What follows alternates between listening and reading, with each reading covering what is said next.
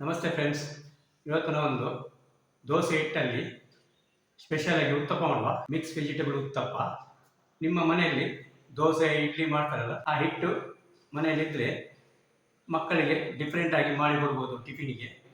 ಇವತ್ತು ನಾನೊಂದು mix vegetable uttappa ಮಾಡಿ ತೋರಿಸ್ತೇನೆ, ಹೇಗೆ ಮಾಡೋದು ಅಂತ ನೋಡುವ. ಫ್ರೆಂಡ್ಸ್, ಒಂದು ಸಣ್ಣ ಬಟಾಟೆಯನ್ನು ತುರಿದಿಟ್ಟಿದ್ದೇನೆ. ಇದಕ್ಕೆ ನೀರುಳ್ಳಿ ಒಂದು ಅರ್ಧ, ಆಮೇಲೆ ಕ್ಯಾರೆಟ್ ತುರಿಯನ್ನು ಹಾಕುವ.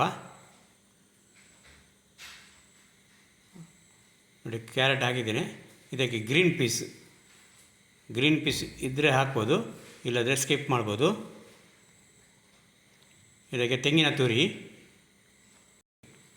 ರುಚಿಗೆ ತಕ್ಕ ಉಪ್ಪು, ಸ್ವಲ್ಪ ಸಾಕು, ಆ ಹಿಟ್ಟಲ್ಲಿ ಉಪ್ಪು ಇರ್ತದೆ.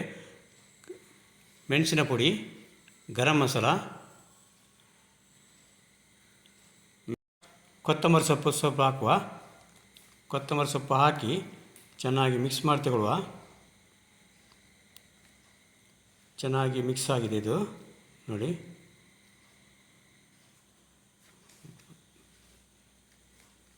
ಒಂದು ತವ ಇಡುವ ಗ್ಯಾಸಲ್ಲಿ. ತವ ಬಿಸಿಯಾಗಿದೆ, ದೋಸೆ ತವ. ಇದಕ್ಕೆ ದೋಸೆ ಹಿಟ್ಟು ಹಾಕಿ, ಒಂದು 1.5 ಸ್ಪೂನು ದೋಸೆ ಹಿಟ್ಟು ಹಾಕಿ ಅದರ ಮೇಲೆ ಈ ಮಿಕ್ಸರನ್ನು ಹಾಕುವ. ಮೆಲ್ಲಗೆ ಹಾಕಬೇಕು. ಇದನ್ನು ಎಲ್ಲ ಸ್ಪ್ರೆಡ್ ಮಾಡಬೇಕು. ಇದಕ್ಕೆ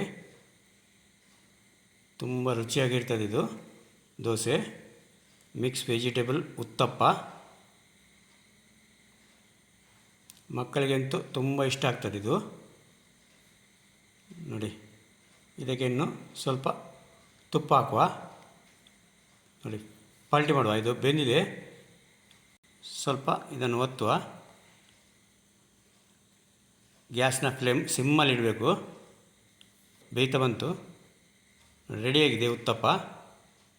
ಇದನ್ನಿನ್ನು ಸರ್ವ್ ಮಾಡುವ. ಘಮ ಘಮ ಅಂತ ಪರಿಮಳ ಬರ್ತಾ ಉಂಟು. ಸೂಪರಾದ ಉತ್ತಪ್ಪ ರೆಡಿಯಾಗಿದೆ. ಚಟ್ನಿಯೊಟ್ಟಿಗೆ ಸರ್ವ್ ಮಾಡುವ. ಈ ವಿಡಿಯೋ ನಿಮಗೆ ಇಷ್ಟ ಆದರೆ ಫ್ರೆಂಡ್ಸ್ ಜೊತೆಗೆ ಶೇರ್ ಮಾಡಿ, ಲೈಕ್ ಕೊಡಿ ಹಾಗೂ ಸಬ್ಸ್ಕ್ರೈಬ್ ಮಾಡಿ. Thank you.